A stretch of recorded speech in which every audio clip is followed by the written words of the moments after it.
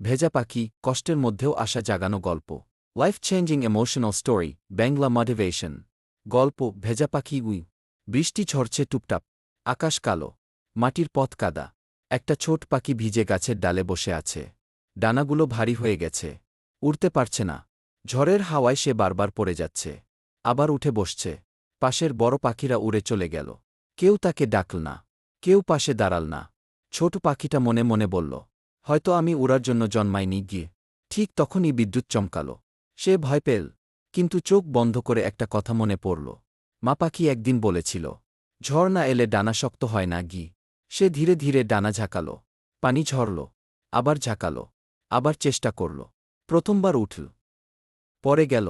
দ্বিতীয়বার উঠল। একটু দূর গেল। তৃতীয়বার। সে আকাশে। ঝড় তখনও আছে। বৃষ্টি তখনও আছে। কিন্তু এবার সে ভয় পাচ্ছে না। কারণ সে বুঝে গেছে, ঝড় তাকে থামাতে আসেনি, তাকে শক্ত করতে এসেছে। অনেক সময় জীবনে আমরা ওই ভেজা পাখির মতো। বন্ধুরা চলে যায়। পরিস্থিতি ভেঙে দেয়। মন বলে, আমি পারব না ঘি। কিন্তু সত্যি হল, তোমার ডানা এখনও আছে। শুধু একটু ঝাঁকাও। কিছু পানি ঝরবে। কিছু কষ্ট ঝরবে। তারপর একদিন তুমিও দেখবে, যে ঝড় তোমাকে কাঁদিয়েছে, সেই ঝড়ই তোমাকে আকাশ দেখিয়েছে। যদি আজ তুমি কি ভেজা পাখি হও, মনে রেখো, তুমি উড়ার জন্যই জন্মেছ। জীবনে ঝড় আসবেই, কিন্তু সেই ঝড়ই আমাদের শক্ত করে তোলে।